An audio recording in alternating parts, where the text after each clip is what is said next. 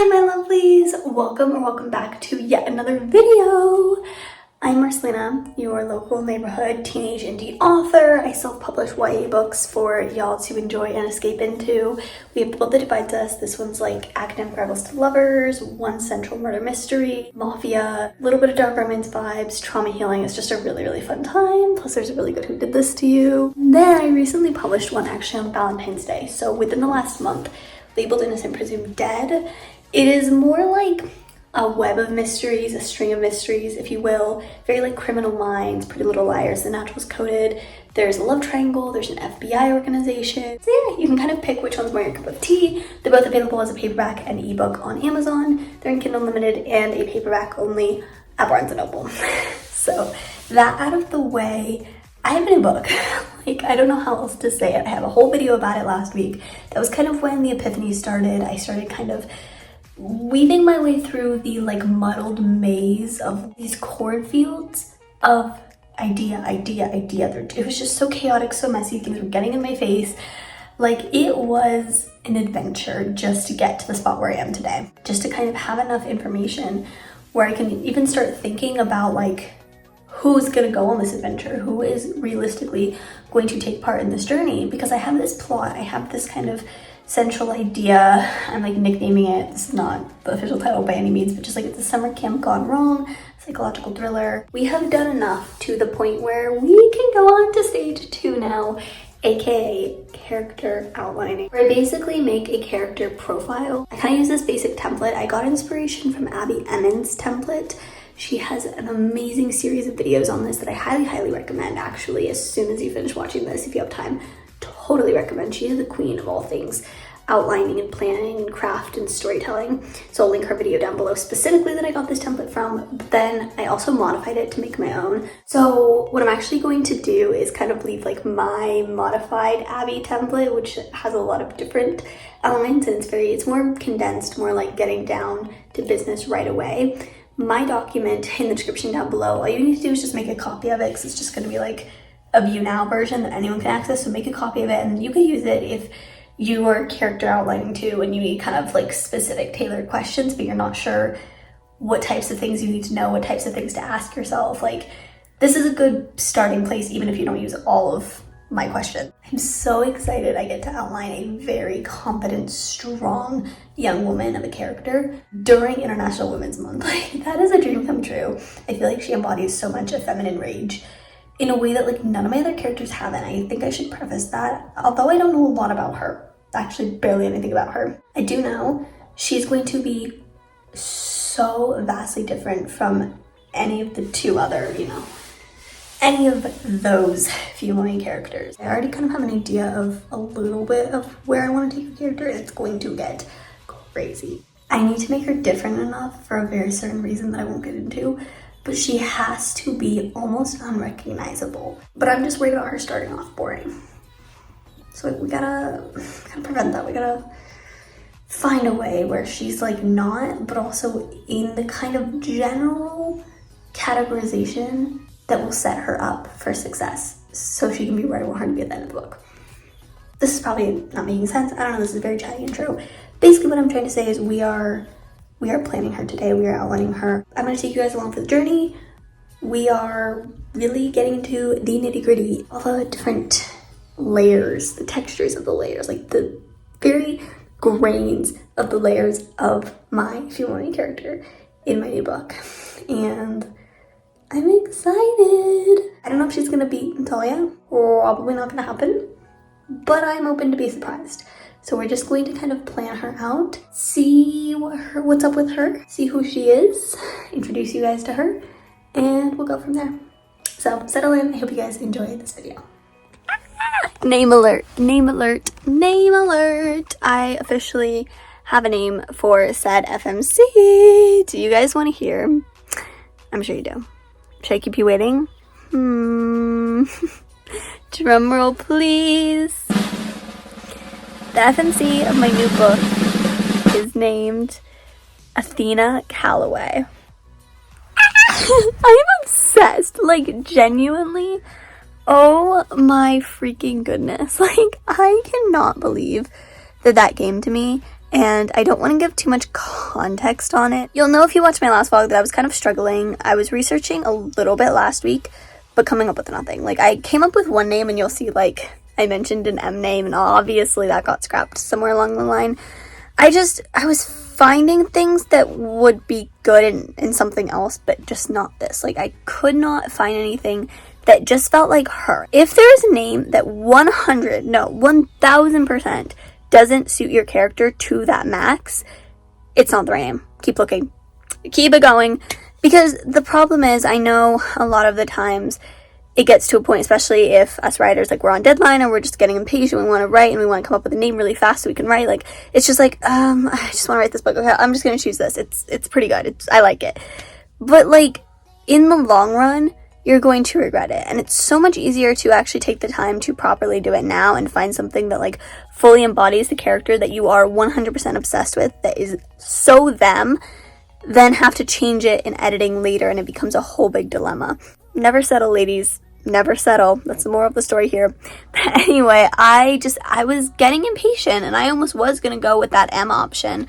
That wasn't bad, but it never felt like her, and I feel like I would have felt weird the entire time writing it. I just wouldn't have felt like I'm writing the girl that I'm writing. Then I decided to switch my approach, and I found who I currently found, Athena. So literally the second that appeared on my screen, actually we had a sub in chemistry class today, and today is the last day before spring break. Like, was I gonna be doing work? No. So we can be on our phones, and I didn't want to get in trouble or have my phone taken away, so I was, like, on my computer, because we were supposed to be on our computers, but I wasn't doing work. I was literally researching girl names the entire 50-minute period, and I just saw Athena, and literally my eyes lit up. And then also, speaking of, like, the name Athena specifically, if you're wondering why I chose that, it's more suitable and also a bit more common to see in a either fantasy, romantasy, or, like, some type of Greek mythology type book. I know that. However, Athena translates to the goddess of wisdom and war. Please take my word for it when I say that is this girl to a T. She's fighting a war, that's for sure. Whether it's a mental or physical war, I'm not going to say, but I definitely just think it can be interpreted in so many ways. The only thing is, like, I love to do nicknames with my books, and I don't know how I'm gonna have a nickname for her, but we'll figure it out. Future problem. I don't know. Maybe I don't need to have a nickname. Maybe that's, like, too cliche at this point. I don't know. Anyway, I'm just really happy that I came up with something, and I'm absolutely in love. Madly, deeply, truly in love. Oh my gosh. Now I can stop referring to her as the FMC over and over and over and over again, and I can actually start calling her Athena, and you guys know what I'm talking about. Oh, this is perfect. I hope you guys love it too. I'm so excited.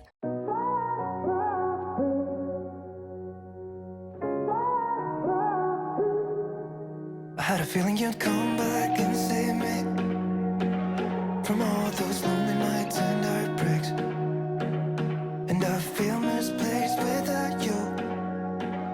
Why don't we go back to, why don't we go back to, never wanted to end it like we did. I guess shit happens for a reason, but it's like something feels different from back then. Why don't we go back to, why don't we go back? Okay guys, it's currently 10:41 p.m. so I have to whisper, but why do all my FMCs always have daddy issues? I'm concerned. Like, in the book that divides us, Alyssa, her dad was physically abusive. It was very much a Shannon Lynch, Teddy Lynch type of thing. In the Ellipse Presumed Dead, it was honestly both of her parents. Her mom was actually the worst one, but, like, her dad wasn't much better. He was a freaking enabler. And then I'm already thinking that in this book, her dad is something. I will admit, he's kind of a real one for something, but he doesn't have much of a choice. So did he really do something that heroic? I don't really know. He broke their family apart too, so, like, this is becoming a pattern I see. Dang. Okay, so a little update on character profiles. It's going really, really well. I have only done the first half of Athena's, but I'm stopping right now because I got to her appearance, which I'll just read it out loud for you guys. She has warm beige skin, dark brown curly hair, brown eyes, trimmed slash shaped eyebrows, clear skin, and only uses blush and mascara. I will put a few images of like kind of what I'm talking about, what I mentioned her to look like on the screen. This is Athena, my baby girl. But basically, if you haven't been around, I only started doing this for Labeled Innocent Presumed Dead. I didn't do this for The What That Divides Us. Did I even have a Pinterest account for The What That Divides Us? I don't even remember. When I'm in the outlining brainstorming stages for a book, I've started making Pinterest boards for the book that have like, you know how you can do sections on boards? It'll have, each section will be a different character, and it'll be like images of that character's appearance, but then also like aesthetics about them. So it's a big deal. Like, you have to be very intentional about it, but I want to do that again. So I am going to make one. I was watching a video, kind of a tutorial, because I haven't made one in a year. So just to kind of refresh my memory about like tips and tricks for making character OC Pinterest boards. I'm actually watching an amazing video by Katie Wrights right now, which, fun fact, she was actually the beta reader, one of my beta readers for Labeled Innocent Presumed Dead. She's lovely. She's so sweet and intelligent and amazing. She has an old video from a couple years ago, and it's very useful, still very relevant information.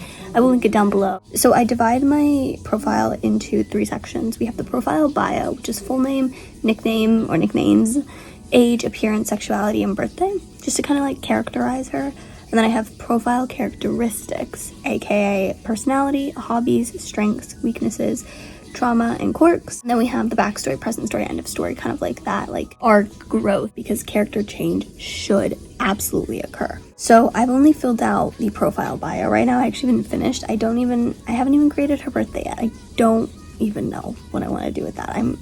I'm stuck. I'm thinking. But I just finished her appearance, and I feel inspired. I feel like in order to continue, I do need to see some visuals. I was looking up a couple already, which is how I got that initial appearance.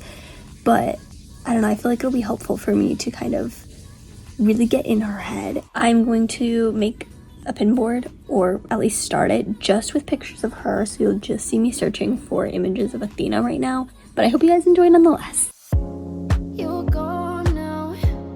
Will you coming back? Yeah, I know that. Yeah, I know that. You're the traveling kind. It's a known fact. Yeah, I know that. Once you've seen all the things, all the places, I hope it means that you'll come home to me. Once you've traveled the world, all the spaces inside your heart, I hope I'll be your end destination.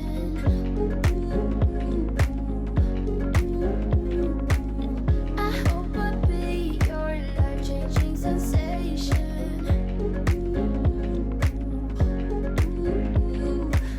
I hope I'll be something that you won't let go. I'll be your high when you fall down low. I hope I'll be your end destination.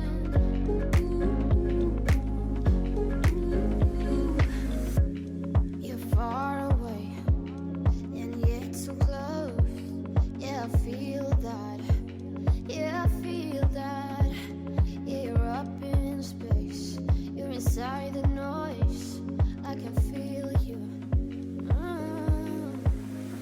Once you've seen all the things, all the places, I hope it means that you'll come home to me. Once you've traveled the world. Wait guys, I have the best idea. I think I figured out Athena's birthday. Now, I'm not going to do this for all the characters, though. Otherwise the birthdays are all going to be within a week of each other, because I'm trying to get all of these characters developed on my spring break, so within this next week. But just for Athena only, I'm going to make her birthday, like literally her character conception day, aka March 14th. Because that's what day it is today. That's the day I'm kind of like bringing her into existence, and I love it. I love it. It's so perfect. Okay, I'm going to go at that right now.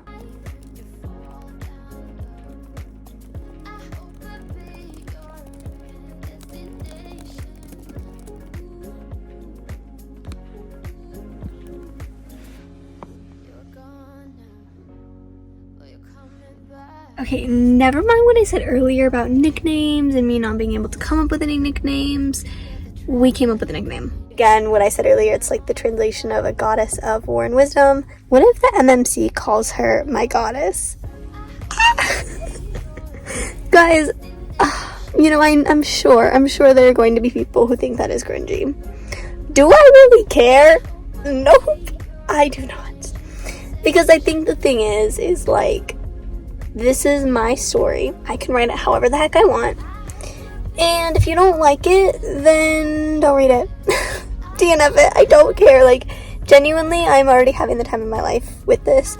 I don't know. At the end of the day, it's just like, I think it fits. I think it's really, really, really, really cute. Like, I'm on the side of, I think it's genuinely potentially the most adorable, heartwarming nickname, squealy, giggly worthy nickname that I have ever created in any of my books. I love it so much. And hey, if you guys were fine with like the espresso Jada nickname from my last book, I feel like this is better. I feel like this is a little less like cheesy, if you will. So anyway, I've decided that I'm like 99% sure is going to be in the final book. We wrote that in my brain dump, and I'm loving it. Like, I think it's perfect, and I think it's something that obviously, like, it fits for her, not just because I want to be, like, so, like, my goddess, but, like, I mean, I do want him to worship her, because guys worshiping their girls is such a thing that needs to be normalized. It's so underrated, guys. Like, step up. But beyond that, with the whole, like, Athena literally translating to goddess, I think it's very fitting in a way that's not forced, and I'm excited to not overuse it, but it's going to be a very lighthearted, cute touch. I already know. So yeah, I wanted to share that update with you guys. I hope you like it. Okay, so I'm just starting to nail down the personality for Athena, and I wanted to talk about that for a second. I have gotten a couple questions about, like, how do I make my characters full of depth? How do I make them seem realistic in all aspects and, like, make their personality way more substantial? And honestly, my biggest tip for developing, like, your character's personality and making them have a lot of weight to them is using the Enneagram system. Now, if you haven't heard of that, it's kind of like it's just like a personality type system. Like, I don't know, at least for me, like when I was in middle school, my friends and I would do this a lot. We would take, I think it's MBTI test. It's like the ENFJ, like all that kind of stuff. So the Enneagram is kind of the same concept. There's a lot of tests you can take to kind of figure out which one you fit into. There's 9 of them, and each one explores different desires and fears and weaknesses. But I'd heard of this, I just never had the idea of using it to develop your characters until Abby Emmons started making a series about a year ago that I found right when I was starting to develop Labeled Innocent Presumed Dead, and I used it for that, and I thought it was very, very helpful. I could definitely see a difference in how, like, deep I was kind of going with my characters and how much I was getting into their misbeliefs, their fears, their internal conflict, all of that. And internal conflict drives the story forward, so that is very important to nail down, and I honestly think this is the easiest way. So just really investigating, researching, and picking one and, like, sticking with it. Don't be like, well, my character is like Enneagram 2, but they're also an 8. Like, pick one, please. Now, Abby Emmons did say she was going to make a full series on her channel where she made dedicated individual videos explaining each Enneagram type. However, she said that and started that a year ago, and I know she's busy, but she does make consistent content, and as of recording, I think she's only up to Enneagram 6 right now. So, and I really, really, really love her videos, and luckily all of my characters for Labeled Innocent Presumed Dead were within the first 6 Enneagram types, so her videos were completely helpful and relevant, and I could go to her, like, as my prime source for that. However, now that I'm reevaluating it for Athena, I realize she just doesn't fit in with literally any of them except for number 8. But Abby hasn't made any videos, so I can't unfortunately go to her as a resource, but I'm left to just kind of research on my own now. So if you fall in that boat, honestly, just, like, look it up. If you just type into YouTube, like, Enneagram 8. Although Abby's, what I love about hers is they talk specifically how to apply it to writing, and other videos are just, like, thinking you're talking about people as Enneagram 8, not necessarily writing or characters. So it doesn't hone in on that, but it will give you a really good idea of their greatest desires, their greatest misbeliefs, strengths, weaknesses, etc. And so I'm watching that right now, and it's very, very helpful. This woman is giving a lot more detail and, like, covering a lot more ground than I thought she would, which I really like and appreciate, again, because it's not focused on writing, so I was a little bit scared of what I was getting myself into, but it's really good. And so I have decided that Athena is going to be an Enneagram 8, which you can, you know, go down that rabbit hole yourself if you want a little bit of tea. But I will say for now, Her biggest desire is to protect people, protect those she loves, be in control, fight for justice. And her biggest, like, I hate to say weakness, I hate that word, but just like shortcoming, something that kind of gets her in a lot of trouble, that kind of catches up to her as the story progresses, is she hates being out of control. More specifically, hates when others control her. Like, her greatest fear is being controlled by somebody else, feeling weak or powerless or helpless. So I do want to play into that, and I was already actually thinking of that. So having something to put it into words is helping a lot. Like, it really helps like contextualize instead of just being like something in your head. Like, I kind of knew that about her already, but to have something that like identifies it so specifically is a lifesaver. Like, it really, really helps. So I am going to run with that. I'm going to do more research. Like, I'm not just going to rely on this one video, even though the video is great. I am going to do a lot more research. That's really nice. It'll hopefully help make my personality, like that part of the character profile, a lot easier to fill out. And I did just want to share that tip because it's one of my biggest tips, and I feel like it's so underrated. I don't see a lot of writers using it, and I think they should. So I would highly recommend looking into that. But yeah, it's going well so far. It's almost lunchtime. I probably should eat. I don't know, on the weekends my eating schedule is so messed up. We're gonna work for a little bit longer, maybe eat, and I do need to update my notebook because at the moment I haven't like caught up with it with where I am in my document. Like, I'm updating my document a lot faster than I'm updating my notebook, even though they should be at the same pace. I'm actually going through this character profile sheet a lot faster for Athena, at least. I'm gonna go back to watching the video. I'm not even done with it. I just really liked it and wanted to kind of share my Enneagram tips with you guys. But yeah, we're gonna go back to that and keep going. Just keep swimming, just keep swimming. That's my motivational motto right now. I need to rewatch Finding Dory. That was so much better than Finding Nemo. It was so cute. So cute. Also, oh my goodness, how did I forget this? I'm still on the personality, by the way. I just sat down on my laptop. But basically, in addition to doing the Enneagram, I also write above it. I put, I think for on the labeled innocent presumed dead character profile right now for reference, I usually put 2 to 3 like inspo comparison characters of like what I kind of want her to be inspired by. So before I can even like list the Enneagram traits, I need to figure out which characters I want Athena to be inspired by. Definitely Lana Meyer. Hold on. Interesting angle. Put you on my laptop, so let me type Lana Meyer from the Mindfuck series. Who else? Who else do I want her to be inspired by? Also, don't mind the really, really loud washing machine. Oh my goodness. Who else do I want her to be inspired by? This is like really a key thing I should be thinking about, and I'm not. Who? Okay. Aylin. My freaking queen. How do you even spell her last name? Galadinus? Help. Let me type that. But anyway, I do want her to have Aylin energy. Okay, and last, I am going to add Amber Freeman from Scream 5, I think. Because.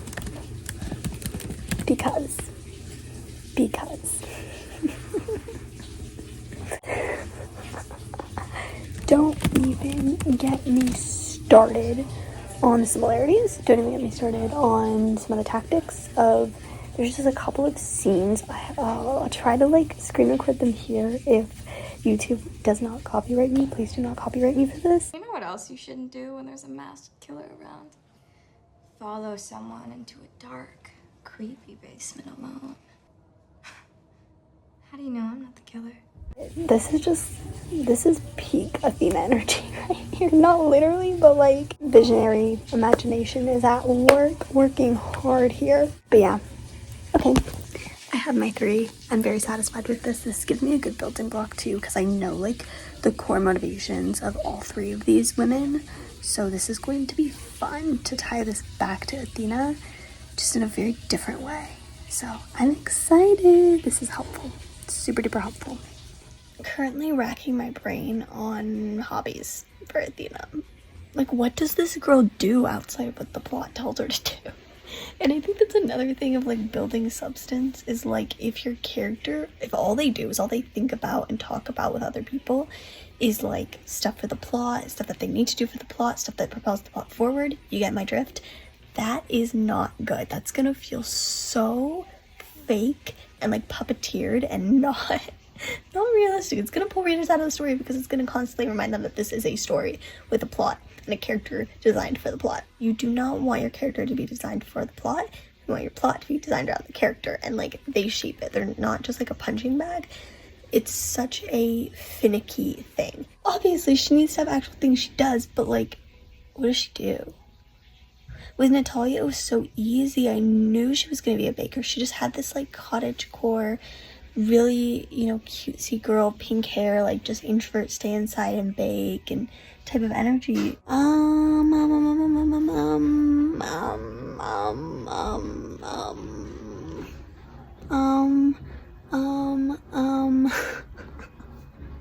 don't know. I'm at a loss right now. Do I want to make a reader girl? Is that cliche? Maybe she could. Oh, this isn't a hobby. Well, it kind of is. Sorry, I just thought of this. She likes playing with Legos. She's a child at heart. She has an inner child. Okay, what can I say? Should I add that? Hold on. Stay, please. Is that a hobby though? Let me look up hobbies. Hold on a second.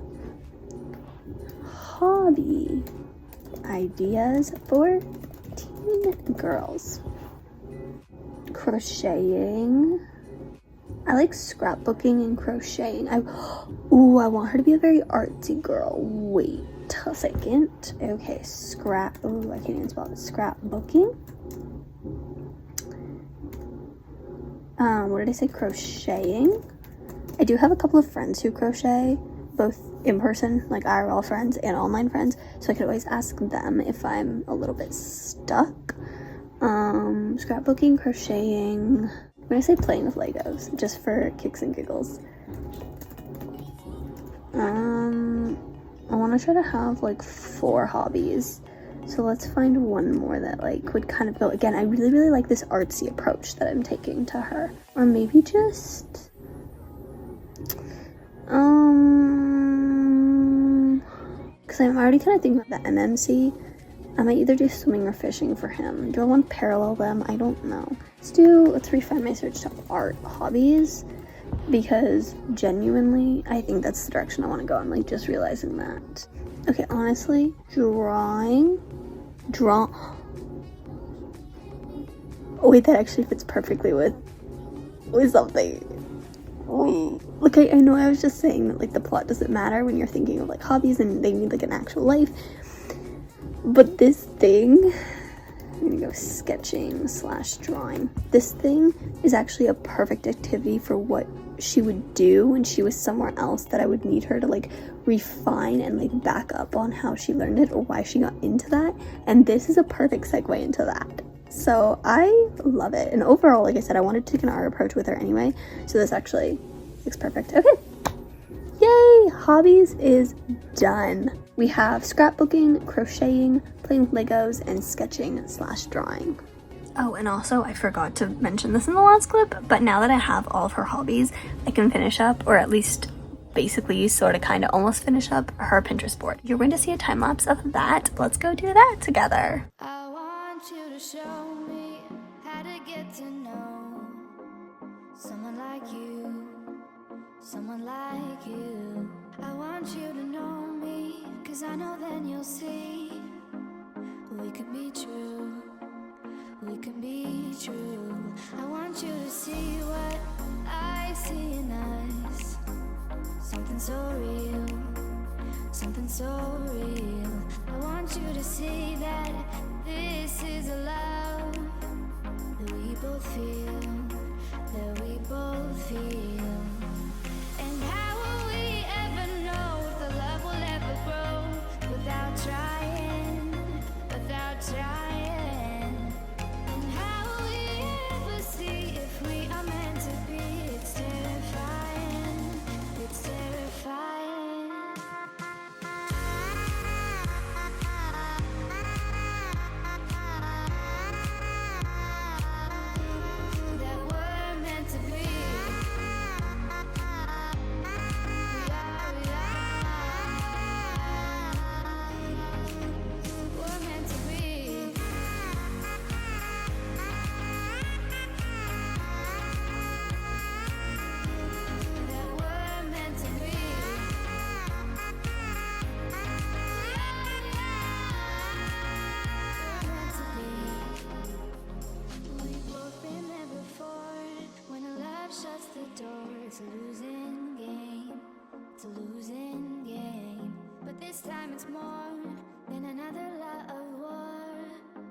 This ain't the same. This ain't the same. They say love heals all. It makes it all alright. In time. My heart still feels the breaking, but you make my world so bright. It feels so right. It feels so right.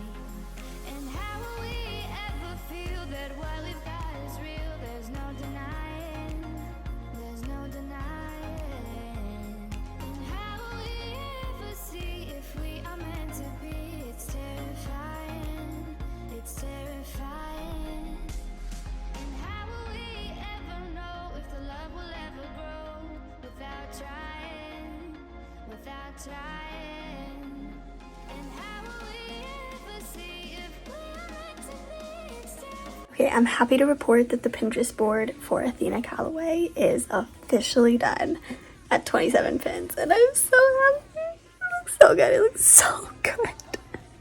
Cannot wait for you guys to see the whole thing because I like rearranged it, so it just looks so perfect. I'm obsessed. Oh, also guys, by the way, I forgot to mention this yesterday, but you remember when I was like coming up with all like the comp characters, like all those characters that are probably going to be similar to Athena in some aspect? I completely forgot about Rue from Euphoria. Show low-key annoys me so much. But I was thinking about this last night. I literally went to sleep dreaming about this. Actually, why is there so many parallels? Specifically with like the drug problems and like a lot of Rue's mental state and struggles. So I'm like, I'm gonna guys, this is so depressing. But yeah, she has drug problems. Well, Athena has more than drug problems to worry about, let's be so honest, but that's part of it. I don't know why I'm laughing. I'm so sorry. I'm just the queen of trauma and making my characters suffer. You guys should know this by now. I'm genuinely so evil, you guys. I didn't even realize I was paralleling a trope. I am paralleling a trope. Genuinely. I didn't, because I had this, like, I can't say it, but just this predisposed trope of, like, two archetypes of characters, and that's kind of where the forbidden love comes in this book. And, you know, I thought I was just being cute and clever and creative, and now that I'm outlining Athena's backstory, I realize her parents had the exact same trope, just reversed. In this situation, paralleled, she is her father, and the MMC, her love interest, is her mother. Like, they're in the same boat, and then, like, history's repeating and family generational trauma. Never knew I did that. That was so unintentional, I swear. I did not do that on purpose. You'll see what I mean when you read it, but, like, just, like, know, if you're like, Marcelina, you're a genius for that, I did not plan that. I think I'm actually stupid, because it's been, like, what, 2 weeks since I decided, like, that specific forbidden love, like, romance thing was gonna go on between Athena and our MMC, and I kind of already knew it was gonna happen, but I didn't put it into words. Oh my gosh, be right back. I'm gonna go cry. What the heck? This is just, wow, plot twist after plot twist already. You know, I think you guys might get scared away if I start off my sentence with, I'm struggling to figure out the rest of Athena's backstory because I need to figure out how she got hooked on drugs like cocaine and LSD when she was a kid. But alas, that is my current dilemma. So, yeah, not how I anticipated my Sunday going, but, like, here we are. Maybe I need to rewatch Euphoria or something, because, like, what are these other world problems right now? Okay, I'm currently still sitting in the Walmart parking lot, waiting for my mom to finish shopping. We went book shopping, shoe shopping. It's been a fun day. Oh, we went out to breakfast first. I got a stuffed strawberry French toast. Delicious. If you know anything about me, I'm a little bit of a strawberry freak. I am a little obsessed. So it was really, really good. Anyway, I did want to kind of talk about something a little bit darker and heavier with my FMC, and that is some of the things she struggles with. I kind of hinted at this in a post, that she struggles with a lot of mental health issues. And there's one mental health struggle she's dealing with that I really cannot say, but there's another one that I did kind of want to touch on, and that was Athena does have an ED, and she does have really, really, really low body image issues and insecurities and just like body dysmorphia. And I think this is something that I don't take this the wrong way, please, but this is something that I've been wanting to do for a really long time. I do have a really, really, really close friend who unfortunately suffers from an ED and, you know, stuff around that. And if you know anything about me, if you know anything about me as an author, me as a person, I'm a huge advocate just for things. Like, I'm a huge mental health advocate. I'm a huge, like, rape and essay victim advocate. I'm a huge trafficking advocate. I'm a huge domestic violence advocate. Like, I don't know what you would like group all of those things as, but I just really care so much about those kinds of topics because they're so taboo. Like, I know they happen all the time, but they're still so taboo, and I really take all of those seriously, despite the fact that I'm only 16. Only, you know, like, people think that just because I'm a kid, like, I don't care about these issues, and I do. I care about these issues more than some adults, if I'm being honest. And I think that obviously because I am so young and because a lot of the things, conferences, donations, and all of these things, like, you have to be an adult, you have to be over 18, like, there's a lot of things I can't do, is what I'm trying to say. So my way of helping, my way of trying to contribute and, like, not fix these issues, but be a part of the solution is by my books, is by writing. And you'll notice in every one of my books that I ever publish, there is at least one, if not two, plus representations that are, like, displayed in there. Sorry, there's a car beeping really loud right now that is distracting me. They're backing up, I think. But, like, in The Boat That Divides Us, physical abuse was a big thing that I was raising awareness for with our FMC, dealing with that. Also, there was a little bit of suicidal thoughts in there. I didn't touch on it much, though. If I'm being honest, I wasn't super educated on it. I think I could do it a lot better now, as well as a little bit of essay awareness. Labeled Innocent, Presumed Dead, by far, is my darkest book, and probably will be my darkest book for a while. That was a lot. If you read it, you know what I mean. There is a huge subplot theme of human trafficking, as well as, like, teacher-student grooming, that kind of, like, inappropriate relationship type of thing that is way too common nowadays, and just, like, also coerced sex and coerced rape being a big thing in there as well. So I don't know, I just feel very, very strongly about including really heavy topics in my books as a way to raise awareness. And I've talked about this before, but I just think that if you go up to someone and you're just like, you start spitting out facts about trafficking or about the risks and rates of trafficking in certain poverty or POC communities, people are just gonna be like, yeah, like, whatever. But if you put it in something that they're naturally, organically consuming anyway, they're going to organically absorb that information without even realizing it. Like, if you put, you know, a piece of awareness, a piece of education in a film, let's say it's like in a romance film, but it's like this little hint that's thrown in with a job, people will subconsciously learn the information without even realizing it, and they're going to be a lot more open to kind of hearing it out and being like, oh, I did not realize it was that serious. Oh, wow, I didn't realize it was, like, that, I hate to say this, but, like, big of a deal. Just talking from, like, their perspective, like, maybe they're skeptics or whatever. I think I'm trying to accomplish the same thing, is, like, I feel like, yes, people read to escape, and I've gotten so many haters hating on me for including heavy themes in my books because they want to escape the real world. That's the entire reason they're reading. They don't want to have real world problems. But that goes along the same vein as reading is political. You cannot escape it. And having just a purely non-real world book with no real world issues is simply unrealistic. Live in your delusions. Just stick to dreaming at that point. Think that people listen more to the messages that are being conveyed in a book than they do in real life. So if I can help someone, if I can make someone aware in a very gentle way, like, hey, I know you're young, like, because I do write young adult, like, you know, I know you maybe haven't heard of, like, all of the risks of trafficking or how easy it is to be groomed or what is considered grooming or what is considered abuse, like, but I'm kind of showing it in a way that it can still be perceived as fiction because it is still fiction. I'm not spewing off statistics, I'm not citing real sources, like, it's nothing about me, so it is fiction, and you can still escape into it. But it's making people open their eyes and realize that these are actual problems, and hopefully helping people learn how to deal with them in real world situations should they ever come across it. I guess what I'm just trying to say is, like, I cannot write a book without that, and I think I my last 2 books have been pretty heavy, and I don't want this one to be quite as like, there's just been a lot of rape in my last 2 books. I'm not even gonna sugarcoat that.